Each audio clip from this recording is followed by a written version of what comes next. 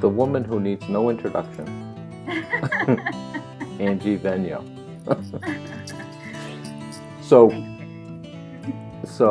I mean, the whole world's been waiting for this. Our little corner of it, anyway, which is growing all the time, which is amazing. But,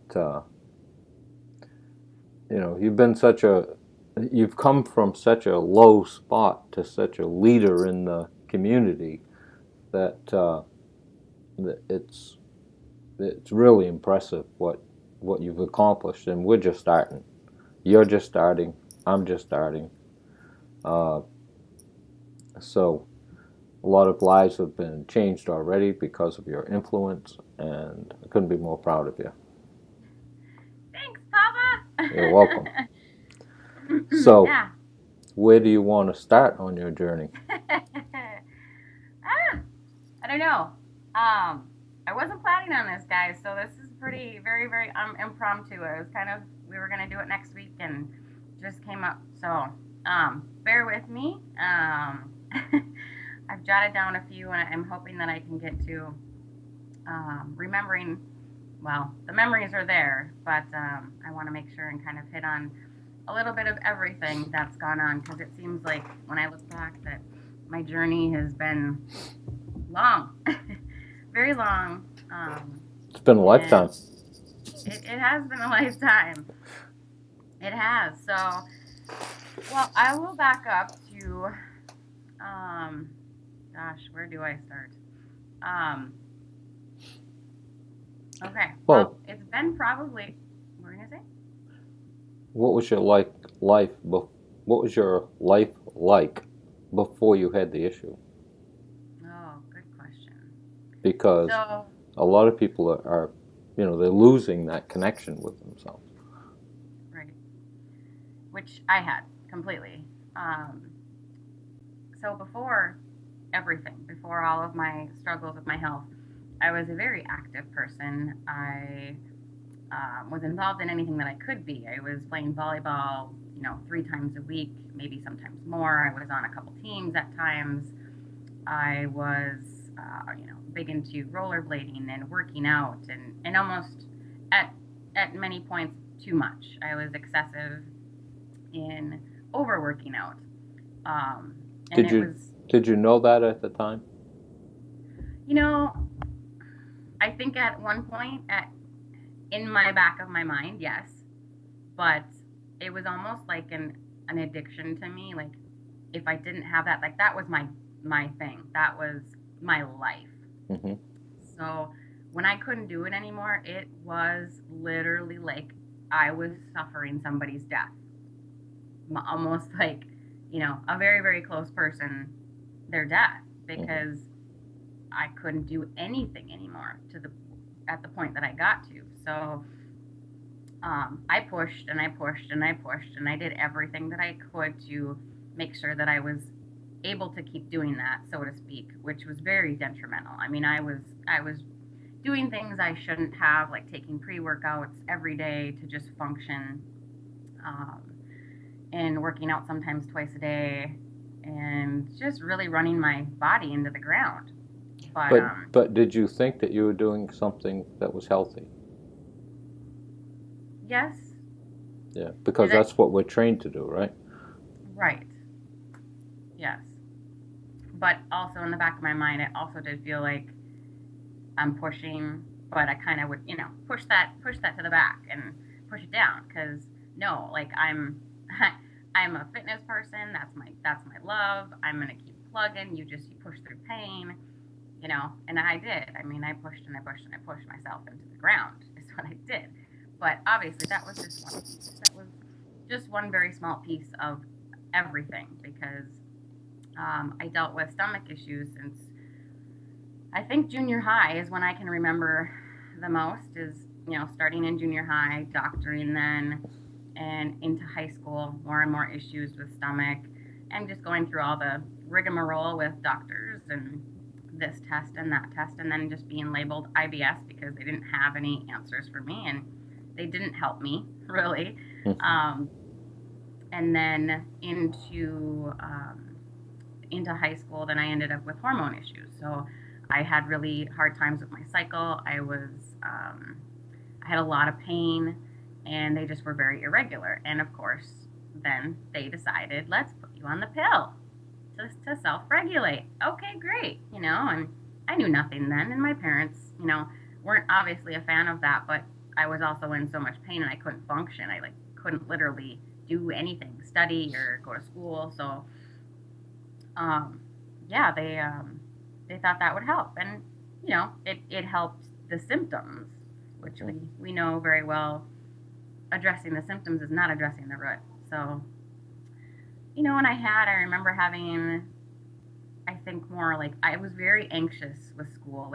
Testing was awful. It was absolutely horrific to me because I had such a horrible time retaining information as well. I just couldn't, if we could take little chunks at a time and learn, I could learn that. And I know that you probably can relate a lot. Big time. And so I would just get extreme anxiety over all of it. And I mean, I was a good student because I was constantly studying, but I was such an anxious, frustrated student because, again, I've always been a type A personality, gotta go for the best, gotta push, but I was so frustrated too because there didn't seem to be answers for why I was struggling so much. So I just kept pushing through, kept making it through, and then come in, let's see, I know I ended up getting married, and that was a rough time. My fiance at the time wasn't living here where we had met and where I grew up.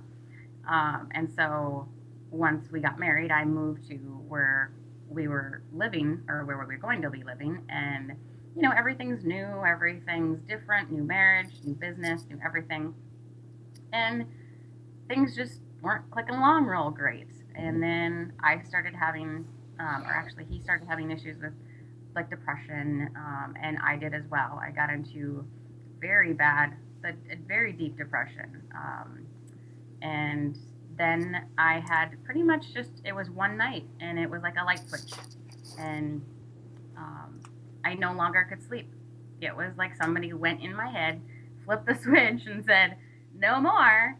And from that point on it was over 16 years of insomnia, battling meds, and struggling very much, because when you don't sleep, you don't recover, and you can't think straight. And I had a lot of that going on, obviously. And again, a marriage that wasn't clicking along well, and just had a lot of ups and downs through that. So fast forward a little bit, ended up getting divorced, and then after that I entered into a relationship that was pretty much the one that took me down. After that, I moved out of that relationship and was in a year of limbo with this person, and after that it was pretty much immediate that my health took a nosedive pretty bad, and I was catching everything. I was sick all the time. This is when insomnia meds nothing was working anymore. I was either had too high of a tolerance, or I was just my brain and body was just so off kilter that nothing was working. So I was an absolute zombie at this point, and could not barely do my job.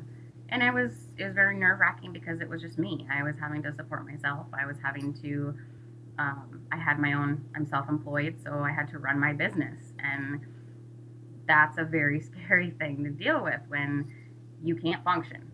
You can't think straight. You can't drive, without just I wasn't in my body, literally. It was fog. It was just complete fog for me. And like I said, I was getting sick. I was getting a very distended stomach every time I ate. And at this point, I was living with a roommate. And I remember a point being, I was so sick. And I laugh now because it's kind of comical to me, but not comical at the time. But she thought I had died because I wasn't. I guess she hadn't heard from me, and I was basically in my bed for I don't even know how long it was, and I don't know if she had tried to wake me at several times, but I guess I scared her anyways. Um, that was then, and I started doctoring, and again I was self-employed. I didn't have insurance, so I'm just freaking out about that. How am I going to do this? How am I going to pay? I don't have the money. I don't have the support, and obviously all that stressing is not helping my situation. So seeing one doctor after another, things were not right, they said, and I then had I had a doctor that's actually, I went to the naturopath here in town, and he said, I need you to go to the hospital because, looks, I think you're pretty much on the verge of an ulcer, and we want to stop that, obviously. And I think for other reasons, he was wanting to send me in. So some things that he couldn't do there. So I went in, and yes, they biopsied, or they scoped my stomach, scoped my esophagus, scoped my stomach, biopsied 4 spots in my stomach, and I was on the verge of a full-blown ulcer. No cancer or anything, which was good, but I also had a polyp in my esophagus that I didn't know about, which they removed. And so then, let's see. I think I continued on. With my naturopath. That's one thing that I was trying to continue to do because I didn't want to do what doctors wanted. They wanted to just give me, like Prilosec and that kind of thing. And I was like, no. So I know at some point they had sent me to a specialist, and that doctor wanted me to stop out doing all my natural stuff. And just like I said, he didn't touch me, barely talked to me. And he was like, I want you to, I'm going to put you on Prilosec. And I'm like, no, you're not. Like, no. Like, I've taken meds way too long in my lifetime. You need to look at the root. Well, we battled all the time. I was not happy with this specialist at all because he was obviously not for healing. It was for medicating. And I remember sitting in his office many times over just bawling because I was so scared. Nobody seemed to know what was wrong. And I couldn't do meds anymore. I just was like, no, I can't. I need to know what is going on with me. Like, this isn't me. So, I think the last thing he wanted me to do was a colonoscopy, I think. And I pretty much basically just fired him. I was like, I was done. I walked out of his office and I was done. I'm like, no, nope. So then it was on to, okay, what do I do now? And I think I was still doctoring with a naturopath at this time, but again, I couldn't afford it, So it was like, I need to find other means. And at this point, my product rep, I'm an independent hairdresser, so my product rep at the time had said, I think you really should see my ex-wife. And I'm like, okay. And he said she does biofeedback, and I knew nothing about it. So I was like, I will do anything. I don't care if it's voodoo. I don't care if she's a witch doctor. I will do it. If it is going to help me, I am there. So I did. I started to see her, and it was an amazing experience. It wasn't an easy experience, and it wasn't a cure-all. Like, I didn't go and, I'm healed, Right. Because nothing is. But I saw her for a very long, extended amount of time. And over, sessions, I started to feel better. Things started to get better for me. And she was very knowledgeable. She had been, actually previously, she was a nurse. So she had that background. And so it was very informative and very helpful as far as things went. But I knew nothing about detox at this point. So, I thought I got better, but that was just in the realm of, being able to do the things again that I once could do, and getting some of that sleep back. Or I don't remember if I was still having to use meds at that point, but if so, then, they were working. And I think it was maybe more of a, like, as needed. So it Mhm. wasn't as continuously as I needed before. But, so jump ahead, and I can't remember how many years in between, but I had a major crash, is what I found out later was what was happening.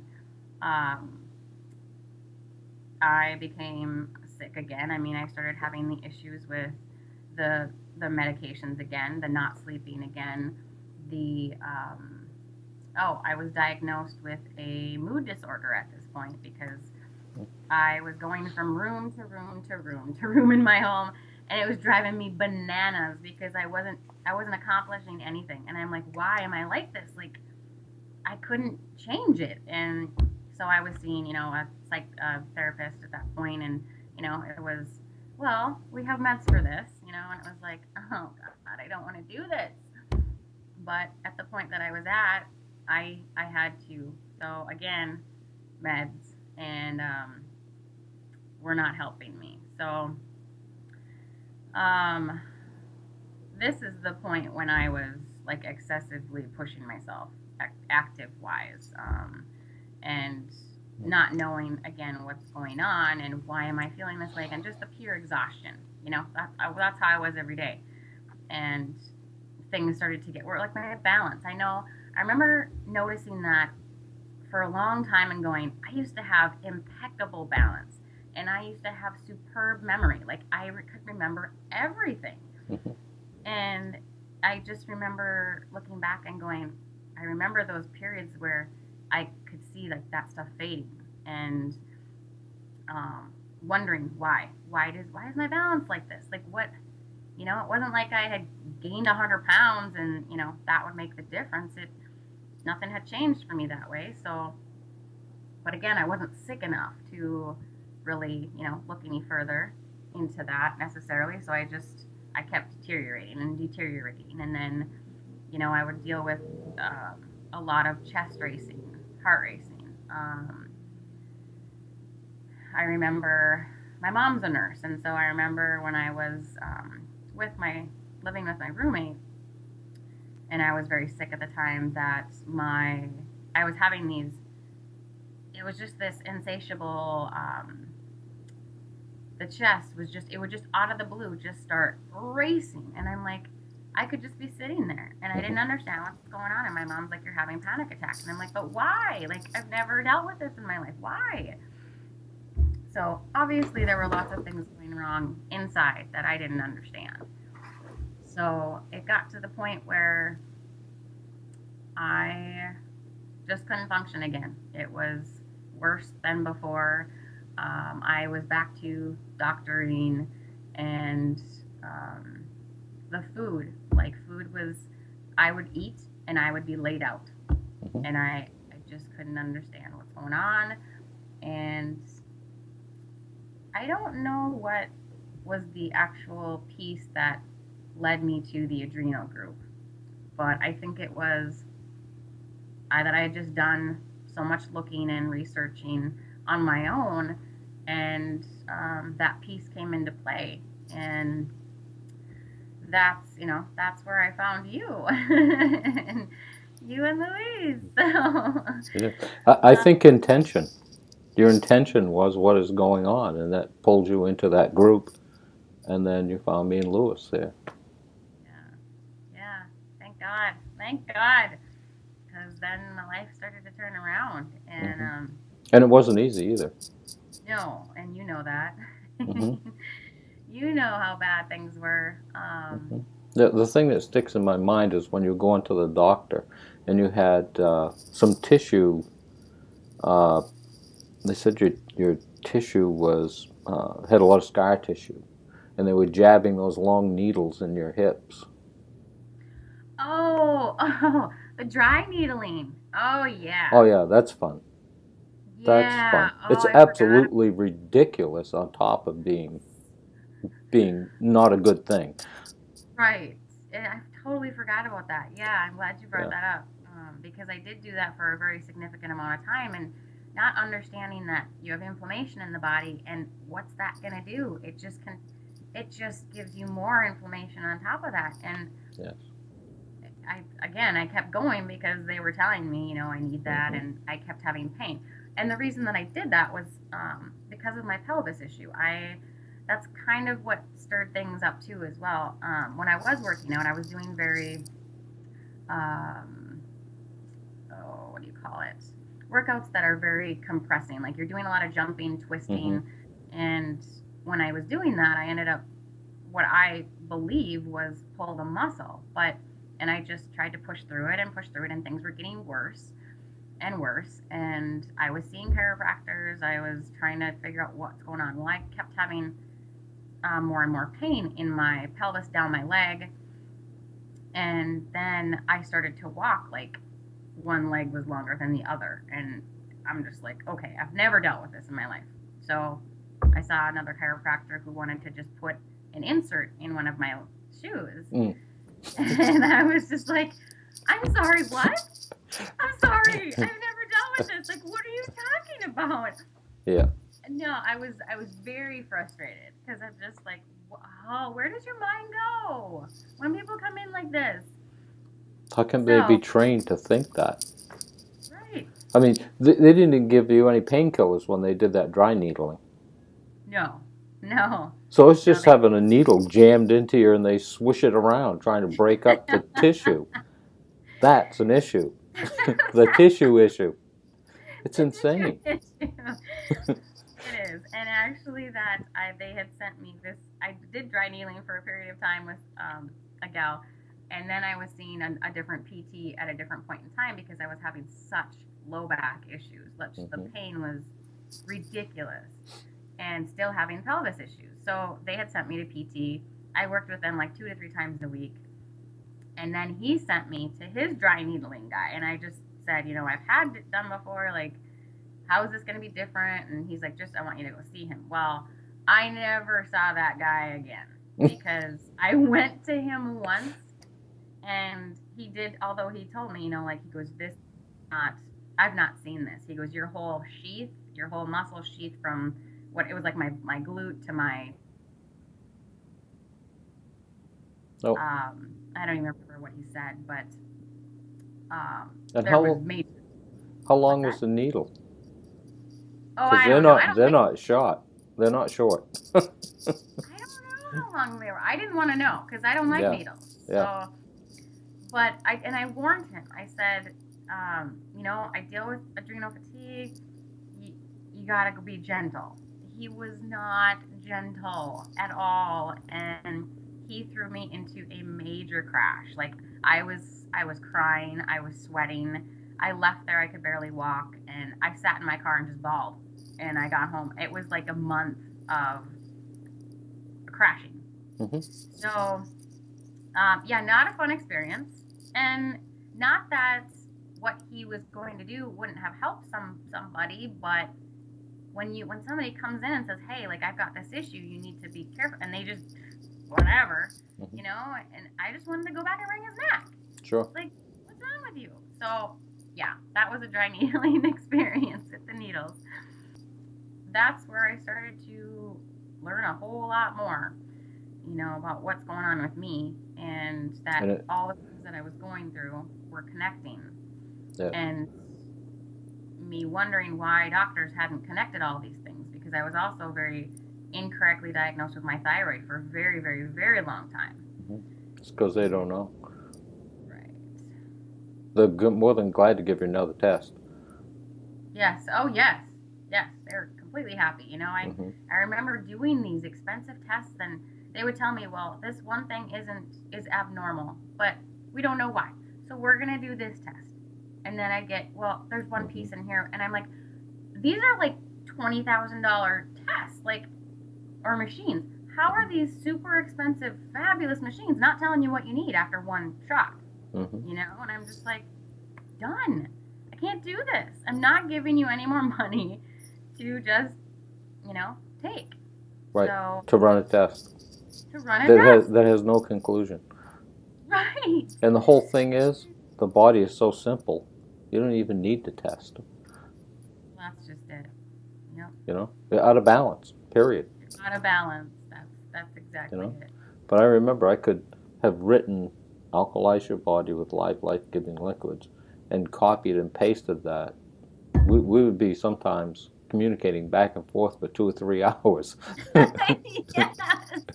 and Yes, I and remember. it would be the same thing over and over because it's so simple and you're confused. You're totally dazed and confused. You've been going to experts who have been giving you no help but charging you through the roof. Right.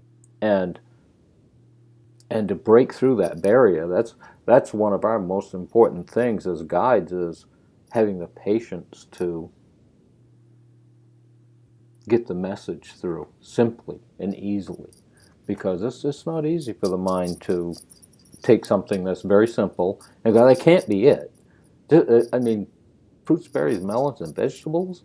I mean, I've been to surgeries and I've been to doctors and I've been to all this stuff and nobody's helped me. You're telling me that if I eat fruits, berries, melons, and vegetables made into live, life-giving liquids, it's going to help my body heal itself? Yeah, that's what I'm saying. Yeah. Yep. You know, Yeah, energy in, energy out.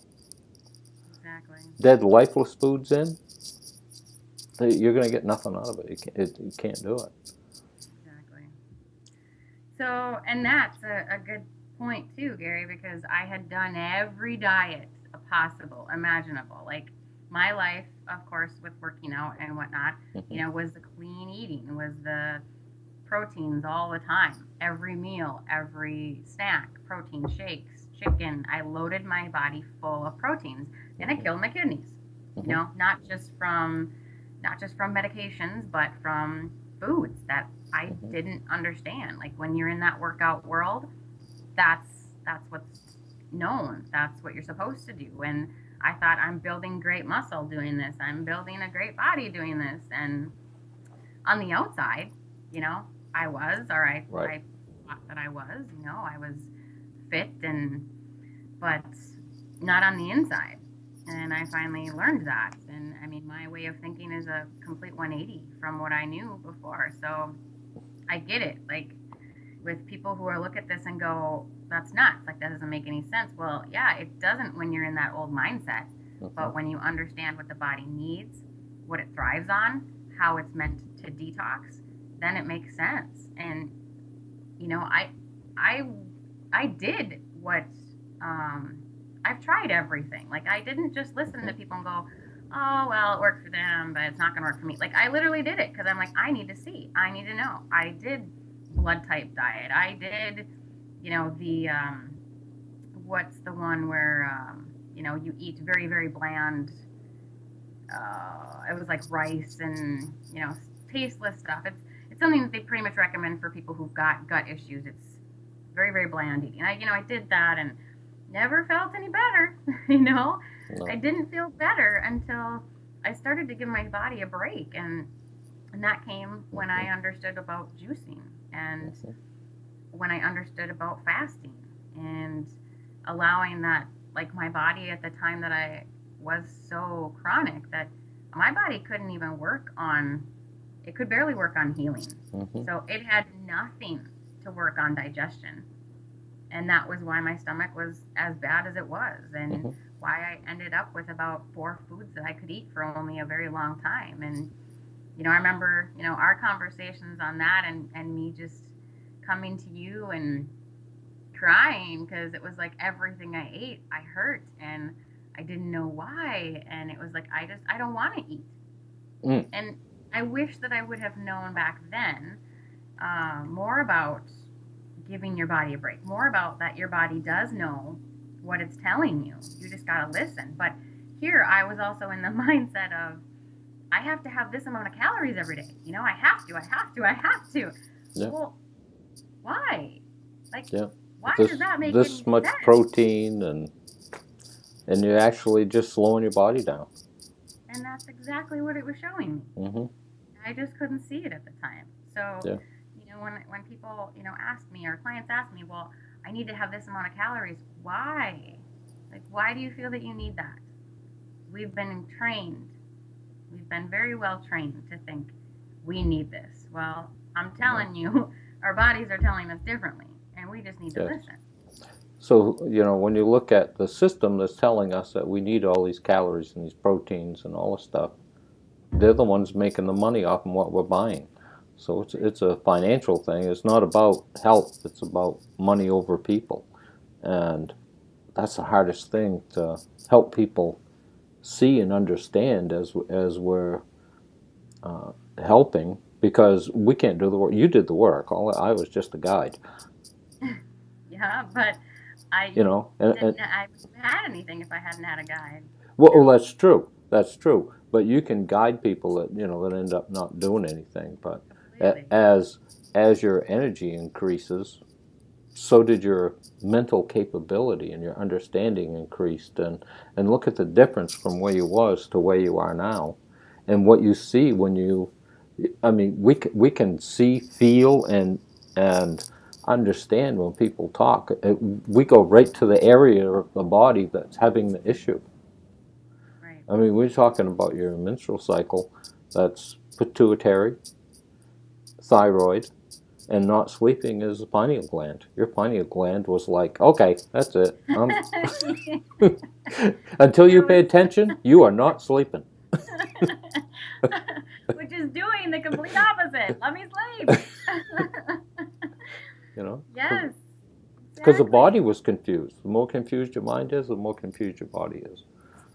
Very, very, very, very. Yes. So it is simple when you understand. When you don't, it's total chaos. And yes, and the whole system over there, the whole American Medical Association, is a system of confusion and chaos and tests and very little result, really.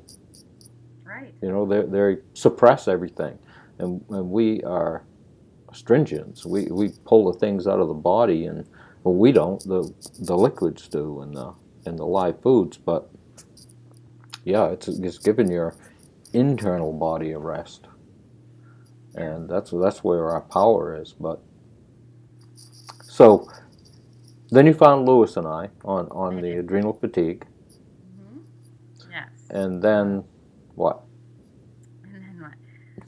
Well, to back up a little too, I forgot to talk about all the allergy issues that I had, because I had allergies up to wazoo with being able to, like I had I was always congested, and I always had nasal head issues. I was on nasal sprays twice a day. I was on meds as well, allergy meds all the time, until the point where they weren't working anymore. And I remember going to the doctor and him looking at me and going, I don't know what else to do for you. Yeah, and that's a great point, because they're suppressing and it's locking all that stuff in, and it's building. And then it gets to the point where even the medications don't work. Exactly. And that's what was happening. And of course, I again at that point didn't know what's going on. What do I do? Mm-hmm. What do I do at this point? Doctors are telling me they don't have answers. They can't help me. Well, if your doctors are telling you that, who are you supposed to go to? Right. What are you supposed to do? Because they're supposed to be the ones with the answers. So, right. So yes, I found you guys, and you guys just showed me the ropes. I was it resonated very much for me. Like, there's something to this. There has to be, and so I started along with you guys. Obviously the messaging a lot every day, all the time. Sure, same questions over and over. You needed it. I did, yeah. You needed the clarity. I did, and so many people do when they're in that brain fog and they cannot figure it out, or they can't retain. I remember just it being, looking back and going, when I was at work, I remember not even being able to talk with a client and mix like a color, and I would have even a hard time just simply doing one thing. Mm-hmm. And so like I was such a different person at that time, and just wondering, like, so worried about my job, like I'm gonna lose everybody because I can't talk to them, I can't look at them. That was a big thing too. I couldn't look at people. It was so bizarre to me. And I mean, after looking more and understanding that a lot of people deal with that, that's part of what happens for whatever reason, for the imbalances that go on. You have a very hard time talking and looking at people. Mm-hmm. And I remember sitting in my salon one day and having a client sitting in the chair across from me. And I remember this like clear as day, just thinking to myself, I'm finally able to do this again. Like, this feels awesome. Like, I don't have to rush out of the room worried that they're going to want to talk to me. I can sit here Mm-hmm. and have a conversation again. And so I really want to make sure that people get, like, you can come from so far and get back what you had before and then some.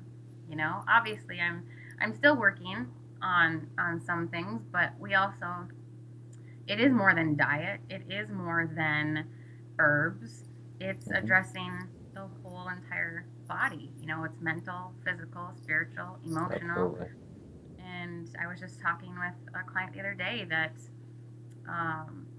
we were talking about someone that he knew who is always in the doctor's office, like every week, chronically. Mm-hmm. And he just said, I know that there's something deeper, there's something more. And I said, likely, because anybody that's addicted that much and needs to be on these, is struggling that much, there's deeper stuff. There's likely emotional stuff that they have stuffed, and they don't understand that when you stuff that down, it goes into your muscle tissue. It stays Mm-hmm. there. It's going to wreak havoc. And a person can still get cancer if they don't deal with those emotional things. Mm-hmm. Whether they claim to be vegan, vegetarian, fruitarian, whether they're following that diet to clean their system out, if Mm-hmm. they are dealing with such trauma, they can't. The body knows. The body knows. The body will not lie to you. It cannot. It cannot. That's just it. Mm-hmm. It won't. It's the only thing in the world that can't lie to you. That's right. It will not. You give it crap, it'll give you crap back. You give it energy, it'll give you energy back. It's that simple. Right.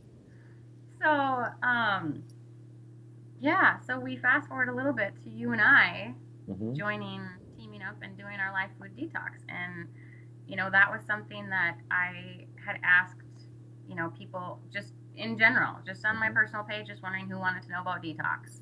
Mm-hmm. And who was interested. And I had no clue I would get the kind of response that I did. And that's when I reached out to you and was like, Gary, I can't do this on my own right now. So would you want to? And, so we did. Yes, you were full speed ahead with me. So it wasn't an easy transition for you. I remember asking you to do your first video.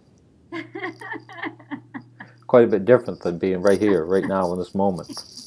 Yes, it is. And it's part of the growing, it's and it's healing. It's part of getting past some of the points where I was at, mm-hmm. too. And because I was always a strong, independent woman before, but with becoming sick, that takes away everything. It did for me. It took away everything that I was. I didn't know who I was. Actually, when I came out of the relationship that I was in, that's when I didn't know who I was at all. I had completely lost myself in that relationship with this person. I didn't have a clue about myself anymore. It was freaky. Mm-hmm. I didn't even know that was possible. But I did get a snippet of that. And so, like I said, when I was so sick and you're not who you originally were until you get past those things. So, I'm more me now. Absolutely. So got rid of the Cinderella thing. The Disney syndrome, they call it. What? The Disney syndrome. Everybody's looking for a knight in shining armor, and there are actually people suing Disney over that. What? Yeah. The Disney syndrome, where you're going to find your knight in shining armor and live happily ever after, and all that, because people sue over anything, right? It's like the medical system.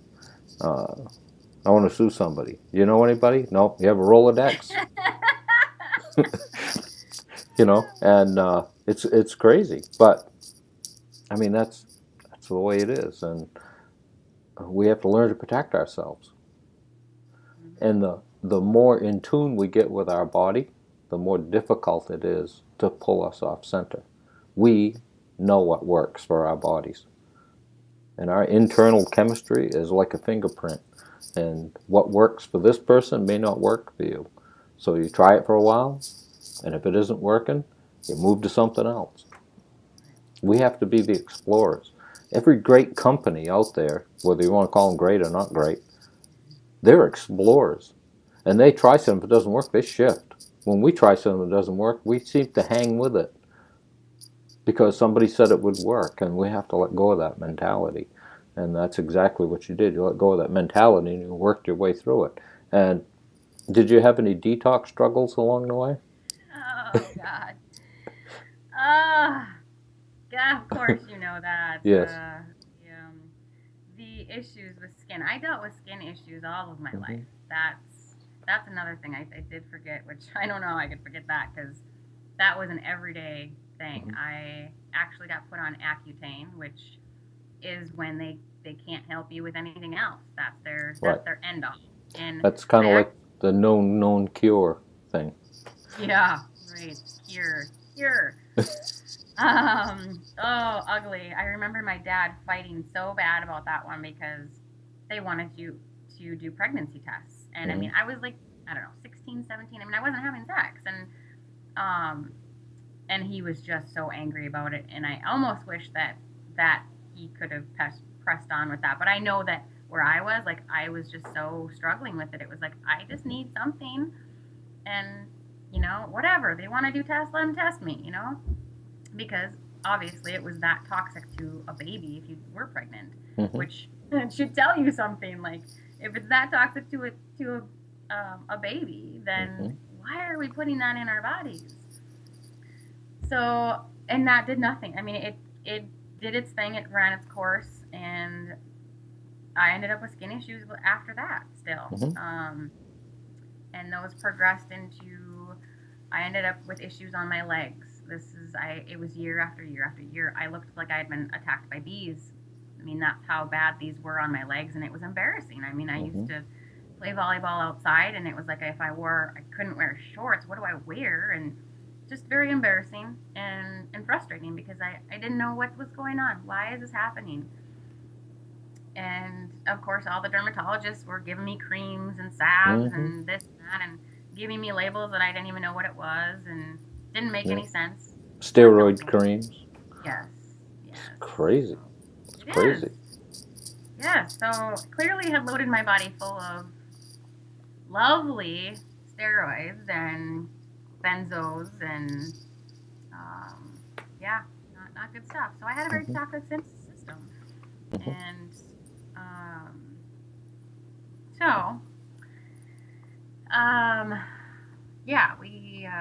skin issues, the healing crises, so I ended up with my skin completely busting open the left side of my face multiple times. And I mean, I looked like I was a burn victim. And yes, I've been in healing crises that they're never really fun to go through. They're good to know that you're peeling back layers, and I know you know all too well. Yeah, it's part of the.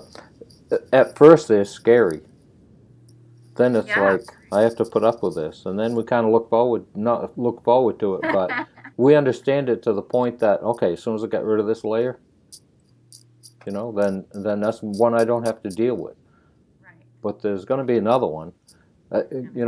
You had asked me one time, first time I did the cleanse, how did I do it without having any real serious effects? And I've been thinking about that ever since then. And I think because my body was so messed up, it could only go through it only went through so many layers. But the longer you do it, the deeper it goes. Yeah, right.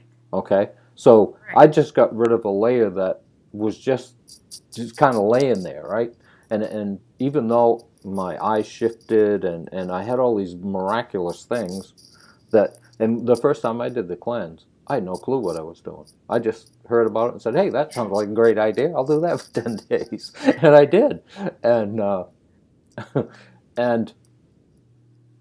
it made me realize how much food is involved in our everyday activity.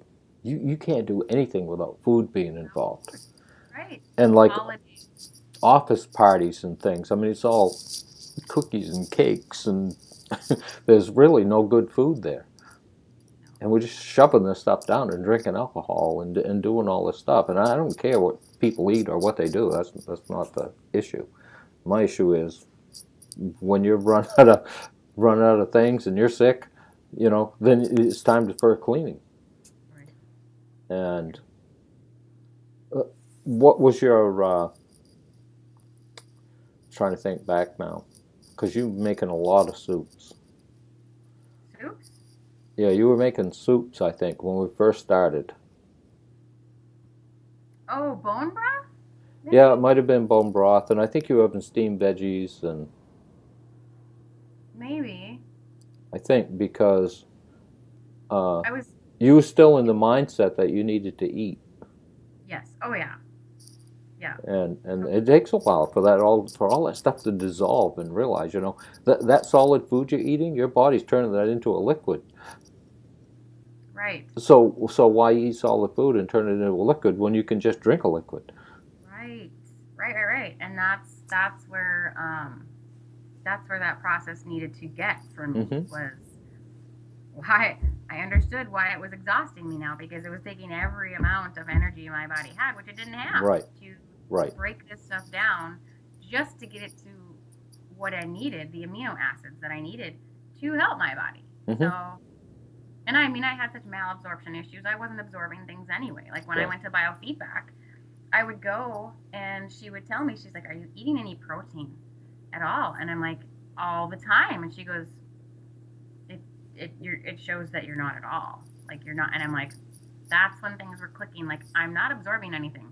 I was on a ton of supplements too, by the way. I was part of a company and I was a big supplement person. And I kept taking supplements and I kept getting worse. And I'm like, okay, well, that's not the answer either anymore. So, we were programmed to think that if we take these supplements, it's going to help us. It's going to help us get better. That's not the case, and that's not, the body isn't meant for them. It never was. If you take an orange and pull vitamin C out of it and put it over here, everything that makes that vitamin C valuable to the body is actually left in the orange. Yeah. The drivers and everything that it needs to push that into the system, especially the hydration, is not in the pill. Right. And there's no guarantee that the pill will dissolve. It's not bioavailable. That's just it. It's like calcium. They get that from a rock. It's not bioavailable to the body. It's green leafy vegetables. The darker the better. That's where you get your everything. Everything is in that. It's alive. Right. And when you pick a leaf and you hold it up and you watch it start to curl like that, that's the life force energy leaving it. Oh yeah, makes sense. Okay? And then it gets all wilted and just kind of flops over. Well, that's what's happening to your body. You're not eating life force energy, and it's slowly wilting and getting weaker and weaker, and then all of a sudden it just flops over because it can't support itself anymore. I have a question. Yeah. What do you think the most profound thing that you did that helped you get through this? Oh, gosh. There isn't one profound thing. There's many.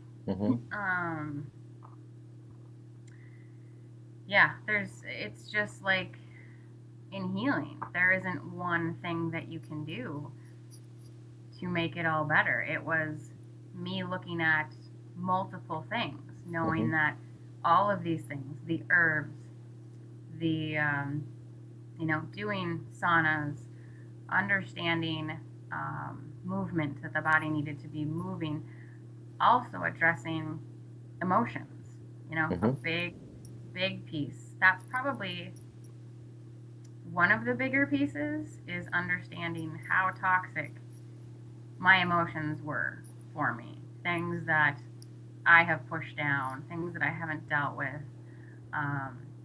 And it wasn't like, I wasn't a person to like go through life and not really voice my opinion necessarily. So it wasn't like I was somebody to just let somebody walk on me, but of course we go through things. We go through relationships, we go through family stuff that, you know, we may have just said, you know, this frustrates me all the time. They're not listening, so I can't do anything about it. But it's those kinds of things that can eat us up. And I know for me, that's definitely something that would eat at me. Sure. Whether it was my family or my relationships, where, you know, I would look at it and go, I just need to know. I just need to know why. And I think that's probably one thing that can be very detrimental to all of us, is feeling like we always need to have a why and not getting the why and stressing over that. Sure. Now, one of the things you said that I wanted to bring up was, you said you didn't have a problem speaking up. Yeah. Okay. Okay. But that was a reaction in defense of yourself. Would you say that's true? True. And in the duality, what you do now is you speak out, but it's not a reaction from someone you feel threatened by or you don't agree with their opinion. It's more on the exploratory side, and you can do this, and it's not leave me alone, don't bug me.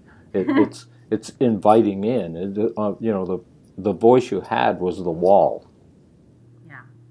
And now the voice you have is you have dissolved the wall, and you're doing these videos, and you're helping people because your voice has flipped, and that's what took so long to get out, and why it took so long to get to this video right here. Yes, you are correct. Yes. Yeah. When you do say it like that, yes, that is true. I probably was not as vocal a person, other than when I was either being attacked or having to defend myself, versus saying how I really felt, or expressing what I do now. Yeah, because before you didn't have the confidence to do that. That's the voice that was missing, was having the confidence to think that you actually have an opinion worth sharing. Yeah. And you do, and that's what I saw in you, and that's what has been manifested by you to come out into the world and show people that there is a different way, and that way is very powerful, and it's working very well in all aspects of life. So our biggest thing and our biggest emotional drain, because I had that too, our biggest emotional drain is realizing that we can help. We don't have to be reactive, you know, and try to defend ourselves. Because whatever somebody says to you, that's their opinion. And that doesn't have anything to do with me. Exactly. Okay. Exactly. So. And that's just it. That's exactly it. Like, it doesn't, everyone's going to have an opinion, and as long as I know. And they have a right to it. They do. You know, if I have a right to mine, they have a right to theirs. Doesn't have to match. And I don't have to get all emotional over it. Right. But that's completely it. Like, I know what my vision is. I know what my goal is. And sure, there's going to be naysayers, and sure, there's going to be people that are going to try and knock me down, and that's their deal. That's on them. That's not on me. Like, I'm going to keep doing what I do, and I will never, ever profess to be perfect or to always do everything the exact way that I should, because nobody does. You know, I think people who can say, I've been this title for 30 years, I don't know. I have a hard time with that, because I just don't think that people stray. It happens, and you're human, and it's okay. That's the thing. It's okay. There's nothing wrong with that. You're not a liar. You're not living a lie. You know, you're human, and there's nothing wrong with that. I remember something that sticks out to me is Christina, Christina, am I Oh saying yeah. that right? When she was getting, attacked, and it was like, people, do you really not have anything else to do other than, like, you don't see everything that she's done for people. You don't Mm-hmm. see everything that she's portrayed and tried to help people with. You're gonna pick one thing that you saw that she did that didn't, coincide with what she professes to be or whatever. It's sad to me to see that, Mm-hmm. because it's like, come on, she's been, she's amazing for what She is she's done. amazing. Yeah, She I've has met her. I met her and talked to her, and Oh, that's right. she's amazing. Beautiful, Yeah, beautiful, amazing and person. her And eyes looked like there were flashlights on behind them. They that's were so awesome. bright, and she used to have brown eyes, but her eyes are blue now. Right, Yeah, right. her That's eyes were like dark brown. It took yeah. 9 years for her to detox her body to that level. Wow. Yeah, And phenomenal lady. hmm and man, can she sing! Wow, Oh, unbelievable. Yeah, she sang at the uh, Woodstock Fruit Festival, and she so was cool. incredible. So awesome. So I would love to meet her yeah, sometime. yeah, she's Cool. amazing. But there's always people out there looking to tear somebody down, Yeah. and Mhm. whether it's you or somebody else or whatever, But it's an opinion, Right. So, and and as you move forward from this point, uh, what do you see in your future? mm. Well, I'm told there's a lot. There is a lot, but that's my opinion. Yeah, yeah. Um, I have very big visions of Hmm. helping as many people as possible. That's Hmm. always been my goal from day one of me suffering, Hmm. because I didn't have support. I didn't have what people deserve to have when they're going through stuff that's that difficult and that scary. Hmm. Um, and I don't like seeing people struggle and not be able to make it and not get the things that they need. So, yeah, I mean, I would want to be a part of the healing realm in whatever way possible, wherever that leads me to. I am open, and I'm just watching things change Hmm. and growing, and it's really fun to see and know that I'm just in a different place, and I'm going in the direction that I want to be, regardless of Hmm. anything, regardless of what's happened to me, what's been done, what I've gone through. Those are pieces that made me who I am and got me That's to right. where I am now. We wouldn't be here. I wouldn't know you. We wouldn't be doing this. That's We right. wouldn't have these videos that have showed other people's amazing journeys through their life of hell and back. Absolutely. And So, the first time that I think you drove 2 states to oh be yeah, with family. I drove to Wisconsin for the first time. I Yeah, it's actually been drove. years, right? My uncle was not doing well health wise, and Hmm. so I don't know that I felt like uh, I was still struggling, Hmm. definitely, Hmm. but for whatever reason, I just felt like I needed to go. My Hmm. sister was struggling as well with her health stuff, and my uncle, and they live in the same city. So I just was like, yep, I got to do this. And it was awesome. Like, getting there and knowing that I could do that, and I wasn't in pain to drive anymore, and I was clear enough to be focused to get there and to Hmm. help them. And Mm. that was an incredible time, because that's where my sister started juicing, and my uncle he was so happy to hear about this stuff. And I honestly didn't really know that I was going to even talk to him about detox so much. It was Hmm. going to be I went there to help him, do biofeedback and help him that way, which was helpful. And then I kind of left it in his ballpark, and he Hmm. was questioning, he was asking this and that, and I'm like, thank you, because he needs this. And unfortunately, he did end up passing away, but I know that he was extremely thankful, and I know Hmm. that actually his son.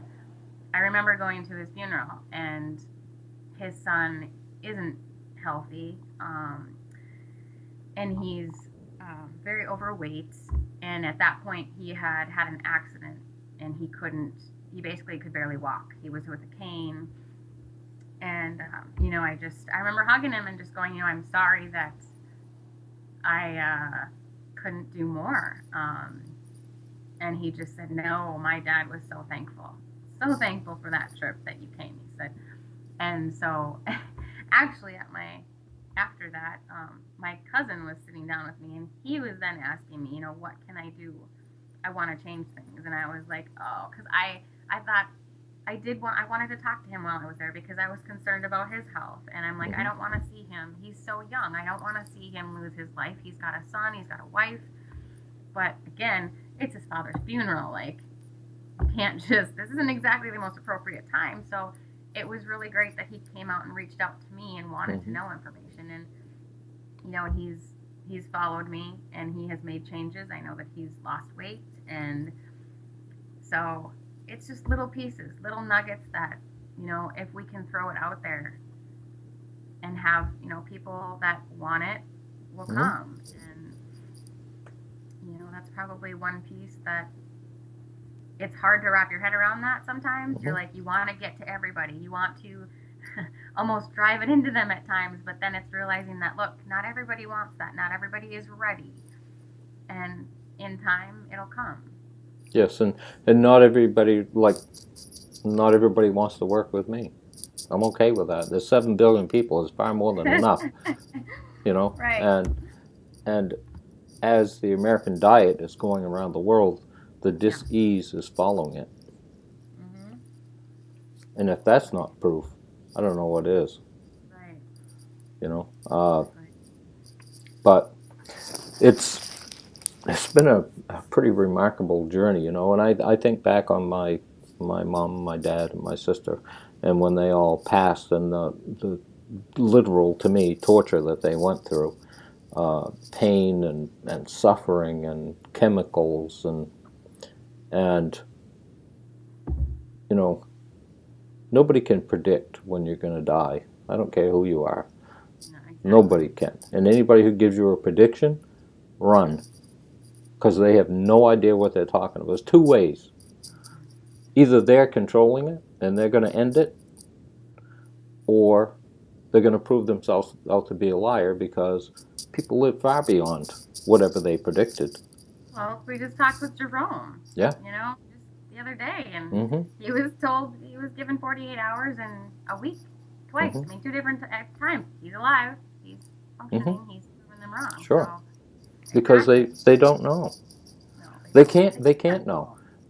Either you pick your due date because you end your life, or they tell you something and you believe them, and it's a lie. They don't know. And that reminds me of when I went into the naturopath here in town, and I asked him, like, maybe 2 years ago, a year or 2 years ago, when I knew that I could handle hearing his answer, because I wanted to know how critical I was when I had come in, because I knew how critical I was, but I felt like nobody else understood that, and not that it mattered as far as, like, I needed the people who could help me to understand how critical I was, because, on the outside, people were like, I don't know what you're supposed to look like when you're sick and dying, Gary. Like, that's the one thing, because people would be like, well, you look okay, you look fine, what does a dying person look like? And so when I asked him, I said, how bad off was I when I came in? And he said, I couldn't tell you then. And I said, I know. He goes, you couldn't have dealt with that in the state that you were. And he goes, but if you had not done anything at that point in time, he goes, it was going to end very badly for you. And I knew it. It's just, I needed somebody. I just kind of wanted that affirmation to know that it wasn't all in my head. It wasn't, it really was. Even though other doctors were not seeing it, he knew. And so that's. It's kind of like having a Ferrari and the engine blows up. The car still looks great, but it won't run. Right. It's having like, let's say the furnace is the heart of the home. Well, the house doesn't look any different when the furnace goes. Right. Our body is the exact same way. It may look great on the outside, but it's having some issues on the inside. It's having some big issues on the inside. And it's almost every single time is hydration, proper hydration, nutrition, and movement. I remember being so frustrated and talking with, because I mean, I had clients, you know, daily, and you'd have to go over like how you're feeling, you know, because the comment is, "How are you today?" You know, and it was like, I just didn't want people to ask me anymore because it was like I can't really tell you because you don't really care. Right. You know, it's just that people want to hear you're fine, and so you know, I had to go through and after getting just frustrated after talking too much about things with people who didn't really care, I had to realize to kind of scale back and go, you know what? Not that I'm going to lie, but I just can't speak about this with everyone. You know, there might be just a few that really understand and really want to know. And those few people are ones that I can talk to. But when you already feel all alone and you don't really have anybody and your clients are, you know, it's what you do every day. Kind of like family. Right. Right. Yep. And I remember right. One time during the beginning of this, you passed out working on a client's hair. I did. My doctor had changed something, or he'd started me on something, and I can't remember what it was. But yes, I did. I passed out, and it was a new client of all things. I passed out. I almost knocked myself out on my sink, but I had kind of come to as I was falling, so it wasn't like a complete like hit the ground, but I was just out of it. Yeah, scary situation. That freaked me out big time. Sure. Because I'd never fully ever passed out like that. I had episodes of like getting up and almost blacking out, but I had never fully ever passed out. So yeah, that was that was one exciting time. And I remember also, you must remember all this because I remember saying to you, Gary, I smell like fish. I smell like dead fish all the time. It was so awful. And to go to work and to feel like you're in like people's comfort. Absolutely. State, you're in the zone. You're in the zone.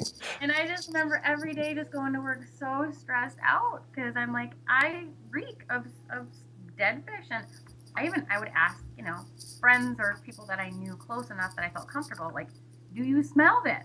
And I remember them saying no, although I don't know that I believed them. So that was one part of detox because my system was obviously purging all of the dead fish that I had eaten. Sure. You know? Putrefaction, all stuck in your lymphatic system, and it's got to come out. Kidneys obviously weren't handling it. Oh, my kidneys were not. No, not at all. And the kidneys have been the biggest issue. And, you know, I'm more and more, you know, like I said, I was talking about emotions and how those affect our body. Well, the kidneys are where fear resides. And, you know, when we're constantly in a state of fear, how do we expect it to get better? How do we expect them to, you know, so it's looking at, okay, how can I change that? Because clearly the herbs weren't doing it. You know, everything else that I was attempting to try and get my kidneys to filter weren't doing it. So there's another aspect to this. And it's one that, you know, doesn't get talked about a whole lot. So it's a more difficult one to address because you can't just take an herb and go, okay, they're going to start working here soon. It's something that's a constant thing. And for me, fear has been there continuously. You know, fear of my business, losing my clients, and, you know, how am I going to keep doing this? And I mean, that's, I think, what we all, when you're dealing with health stuff and worried about money and finances in your family, fear, that's there. So the main thing that we need to keep working is our kidneys. When they're not, we're in a bit of trouble. That's why almost all my drinks are 32 ounces at 25 cents to $1. Yeah, you know, good at that. And they're life-changing. Yeah. So we don't need to spend a lot of money to get healthy, but we do need to be reunited with how powerful we are as human beings. You know, we're infinite potential, infinite wisdom, infinite everything. We live in a world of abundance, and we're taught all this crazy stuff. And as soon as we shed that, all of a sudden we're empowered again, mentally, physically, spiritually, the whole deal. And life can be a suppressant, and we have to figure out how to eliminate that from our body. And once it is, all of a sudden, you know, it's like I was going to say about the biofeedback machine. You know, I do dowsing, and I use dowsing rods. Well, those rods are just an extension of me. So is a biofeedback machine. Right. It's just an extension of us. And because it's physical and we can see it, we're connected to it, and it helps. But we actually don't need a biofeedback machine. We don't need dowsing rods. But until we get to that level of sensitivity, we definitely do. But we can't. One of the things that we do is we give the power to the machine. I was just going to say, yeah, we give away our power. And yes. Once we take our power back. Yes. And people can, I mean, just to get to a biofeedback machine for people mentally is hard enough, let alone to realize you are more powerful than that machine is. And those machines are extremely powerful. And they're I'm not saying that we shouldn't use them. I'm not saying that at all. We definitely need to use them. And as we do that, over the years, we become more in tune with those things. We become more in tune with the energy that's connected with a dowsing rod, with the energy that's connected with a biofeedback machine. Because the more in tune you are with it, the more powerful it is for the person on the other end, because you understand what it's doing and what it's saying. That's the amazing part. That's just truly the amazing part. When I, work with a new client, and it's like, it's always amazing to me, the things that they'll tell me, the things that they say, that they feel, or whatnot, and I'm just blown away. It did when I was going through it, and it always will, because it's a phenomenal piece. But it's exactly right. Like, we still need to realize that energy does reside within us. Mm-hmm. These are just helpful modalities to help us. Yeah, absolutely. Further. Yeah, they're an extension of us. Extension, completely. And connecting us to people. But, the rods, prayer, doing hue, they all run on the ethers, the same as our cell phones. Our cell phones, they're called cells. And there's a battery and a crystal in there, and that's what we are. But we've lost our tune. And through what we are sharing and experiencing, our tune is getting to a higher and higher level, and we're able to climb with that. And we have a greater understanding and compassion for life, because we are becoming that. We're reconnecting with nature. We're reconnecting with the universe. And there is no stopping it. Once you start, right, there's really no going back. It's like a rubber band. You take a rubber band and stretch it, it'll never be the same size it was. Well, your mind is the same way. Right. Yeah. And we're definitely into things that stretch the mind, stretch the body physically, right? Right, pushing the limits. Mm-hmm. Yes. I did have one gal that she wanted to know, like, what started me into showing as much as I show with people, as far as parasite cleansing. Mm-hmm, and that was kind of her big thing, because she's really interested in that. And I mean, that comes along with detox and understanding, like, when we've got bad guts, when we don't. Oh, another piece was that I was basically constipated all my life too. Mm-hmm. So that's not helpful to a body. That's where sickness resides. And realizing parasites are feeding off of there, and we do need to detox them. And the reason that I am so open about it and showing pictures and whatnot is so that people really truly can understand that these are real things. These aren't things that I talk about. These aren't things that I'm not doing. These are the tools that, right, will and, help. and that they're real. That they're real. You can tell people, oh, I got out a 3-foot parasite. And they go, yeah, right. Right. When they're looking at it, it's a whole different ball game. It's a whole different ball game. Yes, completely. Are you trying to tell me that came out of you? I'm not trying to tell you. I am telling you. It's jaw-dropping. And it's not pretty. Exactly. You know? I also had an amazing energy appointment yesterday, which really helped open things up for me. And I never knew that you could have chakras all out of... I knew that they could be unbalanced. I know that mine have. But I did not know that they could be out of place. I did not know that they could be, like, your throat chakra could be at your feet, your heart chakra could be at your knees. And when I went to this appointment, one, they were kind of amazed, I guess you could say, I don't know, that this was going on, because I don't know if they don't see it very often, but they just said, yeah, this isn't, no wonder you're not getting further, because you can't even get balanced when they're like this. And it's funny that we talk about my voice, because my throat chakra was nowhere to be found. They couldn't find my throat chakra. It was buried. And that to me was like, I mean, it resonated with me. It made sense to me. There were chakras that I had 2 in 1, which, again, that's not normal. That's not how it's supposed to be. There were things that, were told to me that nobody could know. And it just really opened things up to me and got rid of things. And that also leads me to one thing that I know that I need to talk about, because I know that there's other people out there that deal with it and have dealt with it, or actually have not dealt with it. And it's something that can really create a mess in the body, in the mind. And it's come up a lot for me lately, knowing that I'm obviously at a point where I need to deal with it more, and not realizing probably how much that I had stuffed it, and just denying it.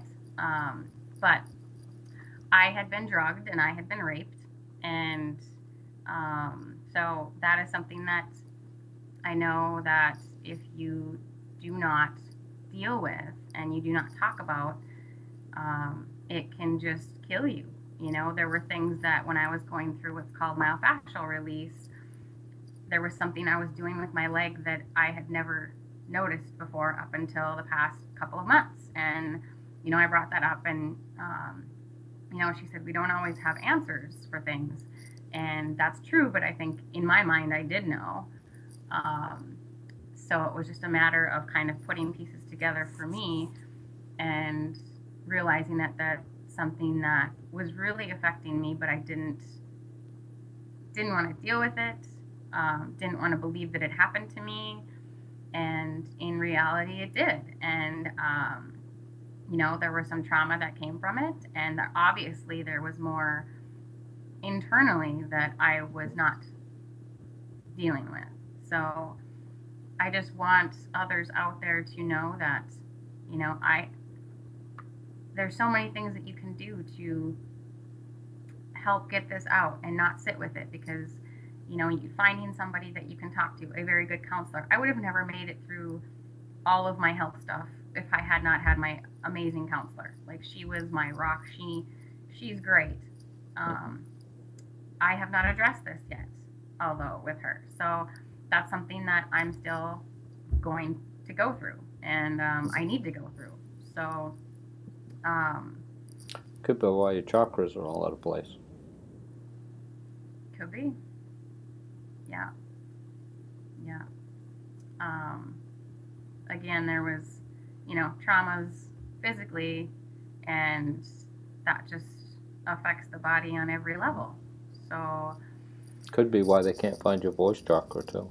Exactly. Yeah. But it's there. It's there. Don't you forget it. It's there. It is there. It's there. And getting things out in the open, what we hide from, we become prisoner to.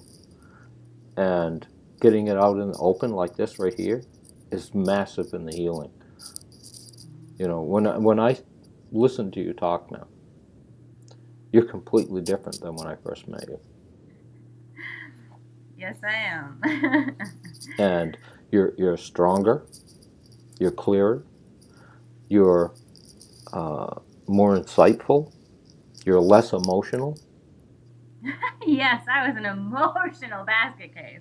Yeah. They were all over the place, daily, all the time. Yeah, and as you grew and you detoxed and you figured things out, all of a sudden all that energy that was holding you back is released because you're speaking it. So you have to learn how to speak your pain,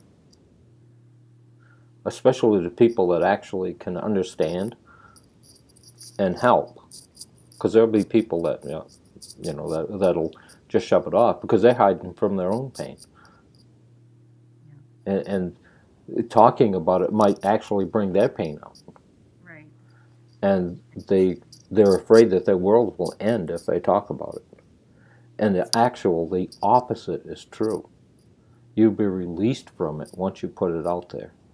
Right. Because what happened was disgusting and horrifying, but it happens. And it isn't, this is, I don't know, it's not what happens to you in life, it's how you deal with what happens to you. And it may take you a whole lifetime to face it. But you've been eliminating over the, what's it been, 2 years? 2.5 years?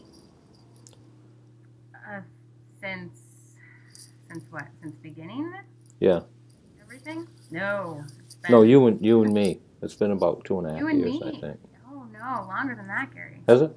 Longer than that. Time flies when you're having fun. Yes. I'd say at least 3, if not longer. Okay. But you can see that tension in your body and that in your voice and I can feel it leaving. And it's left to the point that the big tree that's holding you back is what you're talking about right now. It's about being drugged and being raped. And when this goes, your health is going to shift again. But we just have to go through the pain of admitting, releasing, and healing. That's right. And if anybody can do it, you can. That's right. Yes.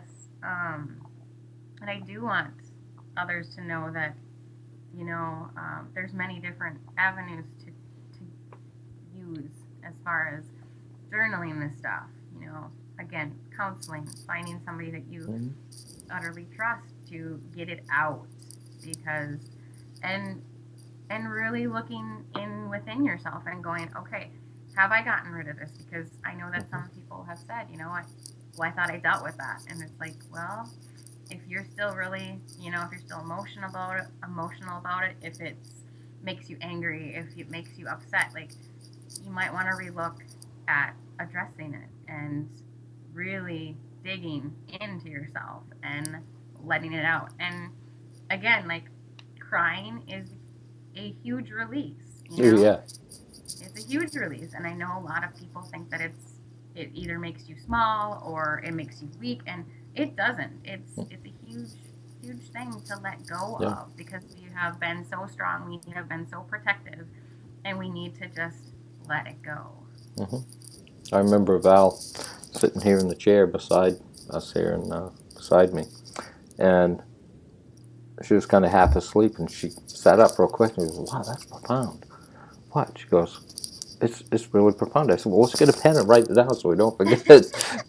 But what she realized that came to her was the 2 most conductive things in the body are water and salt. Right? And movement. Yeah. And movement. Right. And evidently snot and spit, because because when you cry, that's your emotional body. It's only releases through movement and tears. So you're heaving, right, and you're sobbing, and all this salt water, this overcharge of liquid that is trapped in the body is releasing that. and you're actually decharging the emotion. And sometimes you have to do it. It could take years of crying. It could take, it might be one cry for 15 minutes, and then when it's over, it's like you feel so much better after your body settles down, right? Because it just got rid of an overcharge of emotion. Right, and that's literally what happened to me recently. Was that it just, things, it surfaced, and like for days it was like, why am I'm bawling, and I don't want to be. I need to go to work. Stop this. And it just wasn't. Right. It was coming, and it was coming out, and I'm like, okay. I need So to just, when that happens during the detox process, you should just let it go. right. That's what it's for. It's your body trying to release. But we've been taught, oh, you're a crybaby. Oh, you're weak, just like you said, and all these different things, because a society that's not emotional and is rational is a society that cannot be controlled. Yeah. There's money in chaos.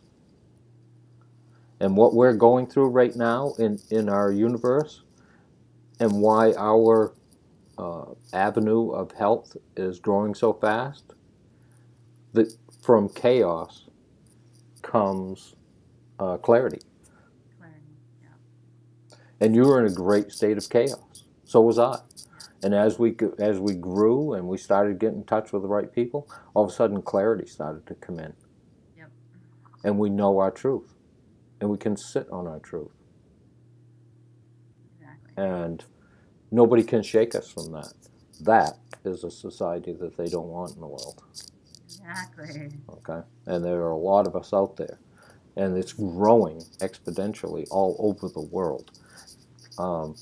And that's it. The world is waking up all at the same time. Why? Because there's so much pressure and so much chaos in the world. People are starting to tune out. And when they tune out, they go within. And when you go within, that's when truth starts coming. Yeah. Right. And so I am really honored to be part of this with you and share your life and watch you grow and develop as a healer, as a person, as a, and do you feel that what you just talked about with being drugged and things is the biggest obstacle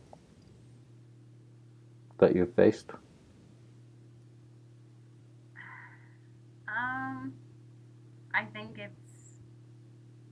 I think it's one of the biggest pieces that I didn't even know that I had to deal with, that I had sitting there.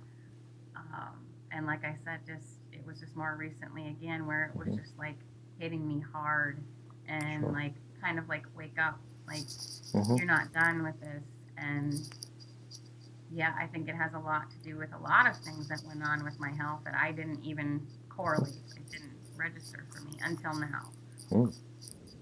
The body is clearing itself, and as it's doing it, it's bringing up more things that need to be cleared. And you're at the juggernaut right now. Yeah. Yes. But you can do it. Dang right. And you will do it. I know you will. And I'll do my best to help you. Thank you. You always have. You always have, Jerry. Thank you. So, we're way over an hour. Yeah, we are. But sorry, guys. Awesome. But awesome if anybody stuff. has any questions, like I didn't hit on, or if I forgot, I'm sure there's plenty more. But please feel free to reach out to me. I'm obviously no counselor myself, and I'm not. I'm just giving you my story. I'm giving you what has helped me. So if in any of that helps you, then I feel like I've done my part in this world to help share. So thank you. So where can we get in touch with you? Oh gosh. Well, I'm on Facebook. I also have my business group and page called Pure Body Connections. You can find me at. I am in the works of getting my webpage up and going, so that will be soon. But I'm all over Facebook. My name, Angie Vanyo. And yeah, that's pretty much it for now. More Next to come. next time we'll More to talk come. about when we met. Yes. Okay? All right. All right. We love you guys, and I hope this was helpful. All right. Love you. See you later. Yeah. Bye. Bye, everybody.